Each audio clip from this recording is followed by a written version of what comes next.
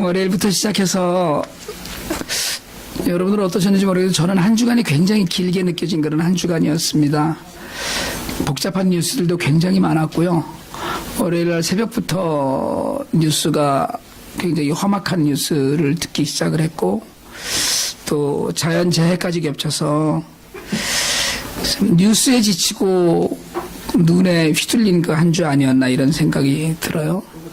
한국에 있는 지인하고 이렇게 연락을 해야 될 일이 있어서 카톡으로 연락을 하는데 갑자기 뜬금없이 여긴 정말 난립니다 이러더라고요. 그래서 뭐가 이랬어요 그랬더니 미투 때문에 난립니다 이러더라고요.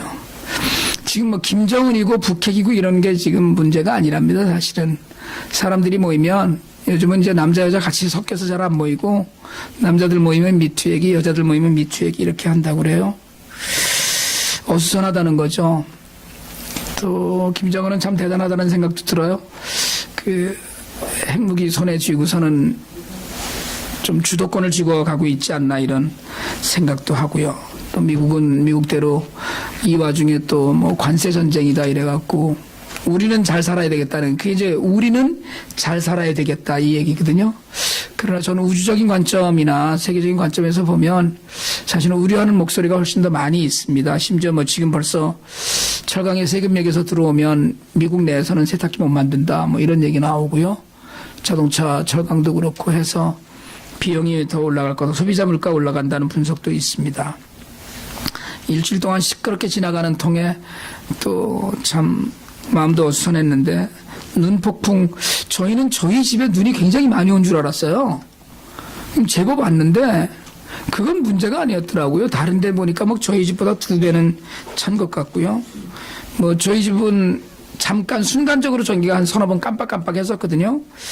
근데 아예 전기가 안 들어오는 동네도 많이 있다고 들었습니다. 슈퍼에 간 분들은 뭐 슈퍼에 물건이 많이 없다 이런 얘기도 했고요. 저도 그래서 이번에는 굉장히 지혜롭게 우리 집에 석유 골로를 사고 싶어갖고요. 제가 이렇게 혹시 아세요? 둥그렇게 돼갖고 석유 막 이렇게 하는 거 그게 너무 사고 싶은 거예요. 그걸 갖다 놓으면 너무 좋을 것 같아서 들어봤더니 물건이 없더라고요. 여기서는 케로신 히터라고 그러던데 하나 사야 되겠다. 내가 언제 꼭 사서 집사람 없을 때는 고구마도 좀 올려놔보고 물주전자 올려놓고 그러고 한번 해보고 싶어요. 언제가 하나 사려고 하는데 혹시 선물해 주시면 받습니다. 제가. 눈 많이 오긴 했지만 제가 미국에 30년 가까이 살면서 뭐 거의 해마다 눈이 많이 왔죠. 솔직하게 얘기해서 한두 번 안 오는 때도 있었지만 믿는 게 하나 있습니다. 어차피 다음 날이면 나가 다닐 수 있다. 그게 아주 확실하게 믿어요. 저희처럼 시골에 사는 사람들은 더군다나 큰 길만 치워주면 뭐 나가 다니는데 전혀 지장 없는데 다음 날이면 뭐 다들 전혀 차 갖고 다니는데 지장 없습니다. 근데 3월에 이 폭설을 맞고도 그 복잡한 가운데 오늘 우리가 이렇게 모여서 예배를 드리는 건 정말 하나님의 은혜라고 생각을 합니다. 한번 인사 한번 다시 한번 해보실래요? 모두가 하나님의 은혜입니다. 시작. 한 주간 동안 정말 예배 자리에서 우리가 만날 수 있다는 것만 해도 대단한 일이다 이렇게 생각을 해요. 갇혀있던 마음이 좀 풀어지는 거 아닌가 이런 생각도 사실은 좀 듭니다. 사마리아에 아람 벤 하닷이 대군을 이끌고 쳐들어왔습니다. 대군을 이끌고 쳐들어오면 성읍을 공성한다 그러죠. 성을 이렇게 치고 또 성 안에서 농성한다 그러죠. 안에서 성을 지키고 있는데 제일 그 무서운 전략이 뭐냐면 성을 뺑 둘러싸고 아무것도 안 하는 겁니다. 그러면 물자가 보급되지 않기 때문에 안에서 굶어 죽는 거예요. 우리가 눈 온다 그러니까 폭설이 내릴 거라고 얘기하니까 그 물건들을 사재고 먹을 것 준비하는 것처럼 식량 공급 루트가 끊기는 거거든요. 그 상황이 얼마나 심각했으면 이스라엘 사람들은 나귀를 부정한 짐승으로 치는데 나귀 머리 하나에 1년치 월급을 줘야만 됐다라고 기록하고 있습니다. 심지어는 아이들을 잡아먹었다라는 기록도 있다고 성경은 기록하고 있어요. 그 와중에 이제 이게 열왕기하 6장 7장의 이야기인데 7장 3절에 넘어가면 그 나병 환자 4사람이 사마리아 성읍 어귀에 앉아 있다가 이 사람들도 굶었죠. 우리 성읍에 좀 들어가 볼까? 그러다가 어차피 거기 들어가도 굶어 죽는다. 그럼 어떻게 해야 되겠냐? 이렇게 가만히 앉아 죽을까? 그러지 말고 그냥 아람 진영에 가보자. 혹시 우리를 잘못했다고 잡아서 죽이면 어차피 이래 죽으나 저래 죽으나 죽을 거고, 혹시 또 아량을 베풀어서 그냥 살려두면 우리가 살지 않겠느냐, 이런 생각을 갖고 용기를 내서 해질 무렵쯤에 아람 진영에 갔어요. 대군이 성읍의 길목들을 막아가면서 진을 친 벌판에 진을 쳤는데 아무도 없는 거예요. 갔더니 사람들이 갑자기 도망치는 흔적만 남아있는 거예요. 몽땅 다 두고 도망쳤어요. 몸만 빠져나간 것 같아요. 아람 군대는 그 당시에 소리를 들었습니다. 말소리, 병거소리, 막 큰 군대가 오는 소리를 들었어요. 아람 군대는 그 소리를 들으면서 사마리아 사람들이 애굽과 다른 연합군들을 모아갖고 쳐들어온다고 생각을 하고 혼비백산 도망갔습니다. 하나님의 은혜죠. 갔더니 아무도 없는 거예요. 몽땅 다 남겨놓은 거예요. 은, 금, 보화서부터 옷에서부터 없는 거 없이 다 두고 갔어요. 이 4명의 나병 환자가 횡재했습니다. 그래서 물건들을, 감나가는 물건들을 갖다가 감추고 배부르게 먹었어요. 먹다가 서로 눈을 마주 봤습니다. 그리고 이야기하죠. 열왕기하 7장 9절입니다. 나병 환자들이 그 친구에게 서로 말하되 우리가 이렇게 해서는 아니 되겠도다. 이야기하는 거예요. 야, 우리가 이러면 안 되는데, 오늘은 아름다운 소식이 있는 날이거늘 우리가 침묵하고 있도다. 해방된 거예요, 다. 이게 아름다운 소식인데 우리가 침묵하고 있다는 거예요. 만일 밝은 아침까지 기다리면 사마리아에서 더 많은 사람들이 굶어 죽겠죠. 벌이 우리에게 미칠지니 이제 떠나 왕궁에 가서 알리자 하고. 4명의 나병 환자들은 꼼짝 못하고 죽게 된 이스라엘 사람들에게 자신들이 만나서 누린 이 은혜의 복음을 전합니다. 가서 얘기해요. 다 도망가고 없다. 갇혀서 다 죽게 된 사마리아 사람들은 도망간 아람 군대가 남긴 것들로 배를 채우고 오히려 수많은 전리품을 거둡니다. 여러분, 복음은 누리라고 있는 것이에요. 복음은 누려야 됩니다. 기뻐하고 감사하면서 내가 누리는 거예요. 그러나 복음은 나만 누리라고 있는 것이 아닙니다. 복음은 전하라고 있는 것이, 그래야 굿뉴스가 돼요. 나만 누리는 건 굿뉴스가 아니고 그냥 말씀이에요. 그냥 복음이 그냥 내가 누리고 있는 것 뿐이에요. 전해줘야 되는 것이 뉴스잖아요. 굿뉴스. 좋은 소식이에요. 뭘로 전합니까? 말로 전하고 삶으로 전해요. 나병 환자들은 자기들끼리 은과 금과 의복을 훔쳐서 감췄어요. 아람 군대가 남기고 간 음식을 배불리 먹었습니다. 그런데 감추고 먹다가 서로 얼굴을 쳐다봤어요. 이렇게 있으면 안 된다고 했어요. 이 소식을 어서 전해야만 했습니다. 이렇게 좋은 소식을 우리만 알고 있을 수는 없었어요.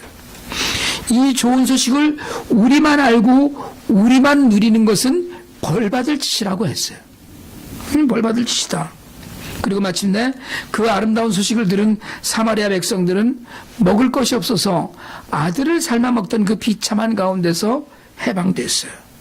고립되어서 먹을 것도 없이 죽을 날만 기다리던 성의 백성들에게 여러분, 아람 군대가 도망갔다는 소식, 창과 방패와 은과 금과 의복만이 아니라 먹을 것도 다 남기고 도망갔다는 소식은 이제 죽음에서 살아났다는 소식이 되었어요.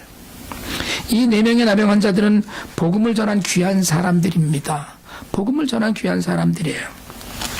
오늘 우리가 읽은 로마서 본문은 여전히 이스라엘 백성들이 복음을 받아들이지 못하는 안타까움이 묻어있는 복음입니다. 이스라엘 백성들은 가장 먼저 하나님의 말씀을 들은 사람들이에요. 가장 먼저 하나님의 말씀, 언약의 말씀을 받은 사람들이에요. 그런데 그들은 복음을 순종하지 않고 듣지 않았어요. 율법을 받았지만 메시아에 관한 복음을 조상 대대로 계속 듣고 있었지만 그들은 순종하지 않고 거슬렸어요. 목을 빳빳하게 세우고 영적으로 굶주리고 있음에도 그걸 자각하지 못했습니다. 그래서 자기 신들이 영적으로 죽어가는 존재인데 그걸 인정하지 못했어요. 그래서 바울이 로마서 9장서부터 11장까지 사이에서 이스라엘에 대한 너무나 안타까운 마음을 계속 기록하고 있습니다. 그런데 여러분, 사실은 오늘날에도 이런 사람들이 얼마나 많습니까? 오늘날에도 복음 앞에서 뻣뻣하고요, 오히려 비난하고 핍박하고 영적으로 죽어가는 존재가 온 세상에 가득합니다. 오늘 16절에도 이스라엘 백성들이 다 복음을 순종하지 않았다라고 얘기했어요. 18절에 그들이 듣지 않았다고 했습니다. 하나님을 따르지 않고 순종하지 않았어요. 여러분, 복음이 들릴 때 들어야 되거든요. 복음은 들릴 때 듣는 겁니다. 성경은 언제나 귀 있는 자는 들을지어다라고 말해요. 그런 얘기 하잖아요. 우리가 어른 말씀 잘 들으면 자다가도 떡이 나와, 이런 얘기 하잖아요. 이야기할 때 그게 정말 그런가 보다 따르면 정말 좋은 길이 생기는데 안 따른다는 거예요. 왜죠? 이스라엘 백성들이 갖고 있던 특징이 있습니다. 첫 번째가 교만했어요. 내가 누군데요? 절대로 남의 말 듣지 않습니다. 내 생각에 사로잡혀서 다른 이들을 다 나보다 하찮게 여기는 거, 이게 교만이에요. 교만하면 듣지도 않고 묻지도 않습니다. 물어볼 필요가 없죠. 내가 최고인데. 내가 최고라는 생각을 하는 거예요. 내가 가장 낫다는 생각을 합니다. 내가 제일 잘났다는 생각을 해요. 그러니까 뭐 들을 필요도, 남의 말 들을 필요도 없고 물을 필요도 없어요. 그런데 여러분 아세요? 가난한데 가끔 묻는 사람이 있습니다. 교만한데. 왜 묻는지 아세요? 뭘 새로운 걸 들으려고 묻는 게 아니고 그냥 자기 확신을 위해서 묻는 거예요. 여러분, 상담을 하다 보면 상담하러 온 사람이 자기 생각이 있습니다, 이미. 근데 왜 물어요? 자기가 맞다는 걸 확인하고 싶어 해요. 그래서 물어보러 와서 대답을 해주면 절대로 그대로 안 합니다. 어떻게 해요? 듣고는 가는데 자기 좋은 대로, 자기가 애초에 생각했던 대로 그냥 해요. 끝. 저는 그게 너무 신기한 거예요. 왜 물어보지? 안 할 건데. 그냥 물어보기는 했는데 대답이 시원찮다고 생각해요. 또 대답이 자기 마음에 안 드는 거야. 여러분, 교만한 사람들은 이야기를 들으면 자기 마음에 들어야 따릅니다. 그게 옳고 그르고는 둘째예요. 내 마음에 들어야 되는 거거든요. 이게 왜냐하면 내가 기준이니까. 교만이라는 건 내가 기준이라는 얘기거든요. 그러니까 내 마음에 안 들어서 내 마음대로 한다는 거예요. 두 번째로는 교만해서 안 듣기도 하지만 여러분, 귀가 얇아서 말을 안 듣습니다. 주관이 없죠. 이야기를 쭉 하다가 야, 그건 동쪽으로 가야 돼. 그래서 이 사람이 동쪽으로 가요. 듣기는 해서. 근데 동쪽으로 가다가 친구를 만났어. 친구를 만나서 이러쿵저러쿵 해서 여차여차해서 이러저러 해서 내가 지금 동쪽으로 가고 있어. 그랬더니 친구가 아니지, 그 남쪽으로 가야지. 그러니까 그런가? 그렇지? 그렇겠지? 그러고 그냥 남쪽으로 또 내려가요. 내 생각에는 그럴 것 같은데, 그러니까 그 얘기에 그냥 가요. 가다가 동네 어른을 만났어요. 동네 어른이 그럽니다. 그럴 때는 이 사람아 서쪽으로 가는 거야. 그게 맞아. 그러면 머리를 극적극적 하면서 그럴까요? 그러면 서쪽으로 가요. 귀가 얇으면 진리를 듣지 못해서 제자리에서 빙빙 돌고 왔다 갔다 하다가 그냥 천국 가는 방향을 잃습니다. 이스라엘 백성이 그랬어요. 게다가 고집이세요. 여러분, 고집센 건 교만하고는 좀 다릅니다. 교만하지 않은데 고집센 사람들이 있어요. 그냥 고집을 피우는 거예요. 그냥 나는 한 길로 간다. 그거거든요. 제가 지난주에 말씀드렸지만 세상에 제일 무서운 사람이 책 한 권 읽는 사람이라 그랬어요. 여러분, 공부 많이 하고 책을 많이 읽고 제대로 마음에 든 사람들은 방법론에서 자기 주관이 없어집니다. 그게 무슨 얘기인지 아세요? 그것도 옳아. 그것도 맞네. 이거예요. 여러분, 이게 굉장히 우스운 얘기 같지만 뭘 몰라서 그러는 게 아니에요. 여러분, 인생 아무것도 아닙니다. 제가 저보다 어른들도 계신데 이런 말씀 드려서 죄송하지만 인생 별거 아니에요. 하나님 없는 빼고 나면 아무것도 없습니다. 인생은 별거 없는 거예요. 살아보니까 별거 아니더라는 거예요. 진리 이외의 모든 것은 수용될 수 있습니다. 진리를 제외한 모든 것은 다 양보할 수 있는 거예요. 그걸 우리가 속된 말로 도를 튼다고 그러죠. 도에 다다라면, 여러분 예수 이외에 길이 없다는 것은 고집이 아니라 그건 진리예요. 그러니까 그 진리를 빼놓고 우리는 자기 방식, 자기 주장, 자기 뜻이 너무 완고해서 자기 방식이 아니면 아니라고 그래요. 내 방식이 아니면. 여러분 우리 기독교 내에 이렇게 교단이 많이 갈라지는 이유, 교파가 많이 갈라지는 이유도 뭡니까? 자기 고집이에요. 하나님이 언제 감리교를 따로 하라고 그러고 언제 장로교를 따로 하라고 언제 개혁을 따로 하라고 그랬습니까? 물론 진리를 따라가다 보니까 그런 것이지만 그러고 그래도 그나마 요즘은 서로 상대방을 많이 존중합니다. 근데 여러분 진리를 지키기 위해서 물론 방법론이 따로 있죠. 그런데 내 것만 옳다는 거예요. 그러니까 진짜 진리는 놓치고 부수적인 것에만 매달려서 살았어요. 이게 이스라엘 사람들이라는 거예요. 교만하고 우왕좌왕 오락가락하고 자기 고집에 죽었어요. 근데 여러분 이 이스라엘 사람들을 보면서 이스라엘 사람과 비슷한 모양의 사람들을 우리가 발견합니다. 누구예요? 나예요. 나라고 그러니까 속 시원한 눈으로 쳐다보시네. 여러분이에요. 여러분. 무슨 나라고 그러니까 자기는 아닌 것처럼. 그렇지 우리 목사님은 좀 그런 면이 있어. 교만하고 뭐 여러 속으로 여러분 다 여기 다 그래 다. 우리가 이스라엘 사람보다 전혀 다르지 않다는 거예요. 여러분 우리가 바닥까지 내려가게 겸손합니까? 우리가 오락가락하지 않고 중심 잡고 살고 있습니까? 우리는 내 고집을 진리라고 우기지는 않나요? 여러분 우리도 이스라엘과 뭐예요? 다를 바 없는 뭡니까? 죄인이라는 거예요. 죄인.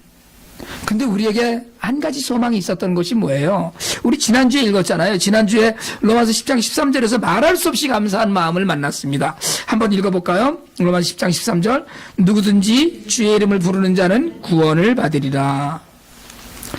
여러분 주의 이름을 부르는 자, 신분이 어떻든지 유대인이든 헬라인이든 부자든 가난한 사람이든 남녀노소 구분 없이 다 구원을 받는다고 했어요. 다 죄인이지만 구원을 받아야 주의 이름을 부르기만 하면. 그런데 주의 이름을 부르는데 조건이 있다고 말씀드렸어요. 뭐예요? 그냥 부르는 것이 아니라 믿음을 갖고 부르는 자예요. 여러분 주의 이름을 부르는 자는 믿는 자입니다. 믿음은 가만히 혼자 있다가 갑자기 생기는 게 아니에요. 가만히 혼자 누워있는데 믿음이 믿어야지. 이게 아니라는 거예요. 믿음은 말씀의 열매예요. 들어야 합니다. 그러니까 말씀이 뭐예요? 말씀이 씨앗이라는 거예요. 말씀의 씨앗이 뿌려져야 믿음이 자라요. 주님은 심지어는 길가에 돌짝밭에 가시밭에 좋은 땅에 뿌려지는 그 씨 뿌리는 비유를 통해서 우리에게 말씀의 씨앗이 뿌려져야 됨을 가르치셔요. 오늘 우리가 읽었던 17절을 한번 세 번역으로 한번 읽어봅시다. 로마서 10장 17절입니다. 그러므로 믿음은 들음에서 생기고 들음은 그리스도를 전하는 말씀에서 비롯됩니다. 믿음은 듣는 사람에게 생겨요. 뭘 듣습니까? 뭘 들어요? 그리스도를 전하는 말씀이라고 그랬어요. 그리스도의 말씀, 그리스도에 관한 말씀을 들어야 하면 믿음이 생겨요. 이 말씀이 믿음을 주고 생명을 살리는 씨앗입니다. 이게 여러분 우리가 읽은 성경 본문의 14절 15절에서 바울이 묻습니다. 예수의 이름을 부르기만 하면 구원을 얻는데 그러면 믿지 않는 사람, 믿은 적이 없는 사람은 어떻게 부르겠느냐는 거예요. 그렇죠. 들어보지도 못했는데 어떻게 믿느냐는 거예요. 듣지도 못했어요. 그럼 어떻게 믿느냐는 거예요. 자, 그러면 들으려면 뭐가 있어야 된다고요? 전해주는 사람이 없는데 이게 14절 15절에서 바울이 묻는 거예요. 지금 보냄을 받은 사람이 없는데 어떻게 전하겠느냐는 거예요. 이걸 다시 얘기해서 시간별 순서대로 바르게 잡으면 보냄 받은 사람이 가서 말씀을 전해서 그 말씀을 들어야 믿음이 생기고 믿음을 가져야 주의 이름을 불러서 어떻게 해요? 구원에 이른다는 거예요. 그러면서 바울이 15절에 뭐라고 붙였냐 하면 이사야 52장 7절 말씀을 인용합니다. 아름답도다 좋은 소식을 전하는 자들의 발이여 그랬어요. 여러분 기쁜 소식을 전하는 이들의 발이 얼마나 아름다우냐고 한 건데 말씀을 같이 듣고도 교만한 마음으로 거부하는 사람도 있다고 그랬어요. 갈대처럼 오락오락하는 사람도 있다고 그랬어요. 그래서 온전한 믿음은커녕 남들에게 웃음거리만 되고 마는 믿음도 있습니다. 때로는 겸손히 듣기도 했지만 그래도 말씀을 들으면서도 자기 고집을 세워서 자기만이 진리에 있는 양 하다가 넘어지는 경우도 있다고 얘기했어요. 그 모든 것을 극복하고 진리의 말씀 위에 서서 우리는 한 가지 복음을 들고 산을 넘는 발걸음이 되어야 된다는 게 바울이 오늘 하고 싶어 했던 이야기예요. 구원은 저절로 혼자 받는 게 아니에요. 누군가 복음을 전하는 사람이 있었기 때문에. 여러분, 오늘 우리가 예수님의 말씀을 이야기해 준 누군가가 있었기 때문에 여러분은 이 자리에 계신 거예요. 어머니 뱃속에서부터, 그래요. 그러면 어머니 뱃속에서부터, 어머니로부터 복음을 듣고 컸어요. 때로는 다 커서 친구를 통해서 복음을 듣기도 했어요. 심지어는 하나님께서는 너무나 많은 통로들을 쓰시니까 어떤 때는 이건 좋게 얘기하는 분들도 있고 좋지 않게 얘기하는 분들도 있지만, 청량리역이나 명동 길거리에서 예수 천당 불신 지옥 이 한마디를 듣고 가다가 어느 날 내가 예수를 믿어야 되는가 보다고 해서 하나님 앞으로 돌아온 사람도 있어요. 중요한 건 들어야 된다는 거예요. 선교가 중요한 이유가, 복음이 중요한 이유가 이겁니다. 복음을 듣게 해야 되기 때문에 그래요. 내게 복음을 들려준 사람이 누군가 있는 거예요. 그 사람이 누구였는지 모르겠지만 내가 어느 순간인가 복음을 들을 기회가 있었기 때문에 우리가 예수를 구주라고 부를 수 있는 믿음까지 왔다는 거예요. 가만히 있었는데 아무것도 모르는데 아무것도 들은 적이 없는데 어느 날 갑자기 신이 감동을 해서, 이건 무당 얘기죠. 하나님 말씀이 아니에요. 은혜로 오늘 우리가 이 자리에 앉아서 하나님을 찬양하는 것, 세상은 어지러운데, 세상은 정말 힘든데, 일주일이 첫날같이 수많은 사건들이 있었는데, 눈폭풍에 나무가 쓰러지고 전깃줄이 끊어지는데, 그런데 우리가 그 가운데서도 오늘 나와서 예배드리고 하나님의 말씀을 듣는 것, 이걸 우리가 믿음이라고 고백해요. 그걸 우리가 은혜라고 얘기해요. 그걸 오늘 우리가 보냄을 받고 전파하기 위해서라고 이야기합니다. 주님 말씀하셨거든요. 우리에게 말씀하신 것이 마태복음 28장 19절로 20절에서 가르쳐 지키게 하라고 했어요. 나가서 모든 족속으로 제자를 삼고. 우리만이 아니에요. 여러분, 이게 되지 않으면 하나님 말씀이 온 땅까지 전해지지 않기 때문에 그렇습니다. 사람들을 구원할 수 없기 때문에 그래요. 교회는 뭐 하는 곳입니까? 여러분, 교회는 모이는 곳입니다. 왜 모입니까? 여러분, 교회 왜 모여요? 교회는 보내기 위해서 모이는 곳이에요. 교회는 흩어지기 위해서 모이는 곳입니다. 흩어져 복음을 전하기 위해서 모이는 곳이에요. 하나님 말씀을 듣고 그 말씀에 결단하면서 세상으로 나아가서 복음을 전하기 위해서, 여기가 아니고요. 세상에 나아가서 복음을 전하기 위해서 교회가 존재하는 거예요. 복음을 전하지 못하고 선교하지 못하고 전도하지 못하는 교회는 존재의 궁극적인 가치가 전혀 없는 교회입니다. 그게 교회의 존재예요. 성도의 존재의 가치예요. 주님이 명령하신 것이에요. 모든 족속으로 제자를 삼고 내가 너에게 가르쳐 분부한 것을 가르쳐 지키게 하라고 하셨던 이 말씀을, 그걸 하는 일, 이 지상 대명령을 수행하는 것이 교회이고 성도예요.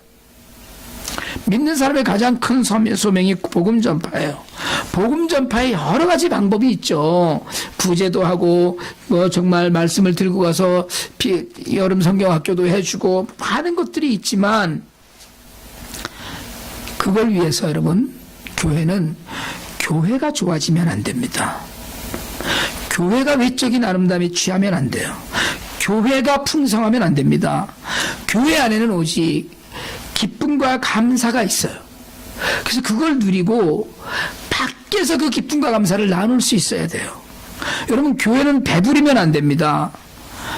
교회는 다른 이들을 먹이는 일에 포만감을 느낄 수 있어야 돼요. 그게 교회의 진짜 모습이에요. 옛날 가난했을 때 우리 그런 이야기 많이 듣습니다. 어머니는 아무것도 먹지 못하고도 냉수 한 잔 마시고 애들에게 밥상 차려주고, 엄마는 먹었다 너희들 먹어라. 그게 어머니의 사랑이었다면 교회가 누릴 것을 포기하고 교회가 자신들을 위한 것을 포기하고 다른 이들을 섬길 때 복음이 전파될 수 있어요. 여러분, 우리는 사도는 보냄을 받은 자라는 뜻이거든요.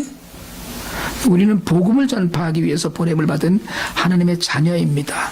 우리가 낮아지고 내가 십자가의 주님과 같이 못 박혀 죽었다고 고백하고 우리가 나를 부인하는 모든 과정에서 내가 낮아져서 복음을 전하다 죽는 날을 소망하는 훈련을 받는 곳이 교회이고 예수 믿는 자의 인생이에요.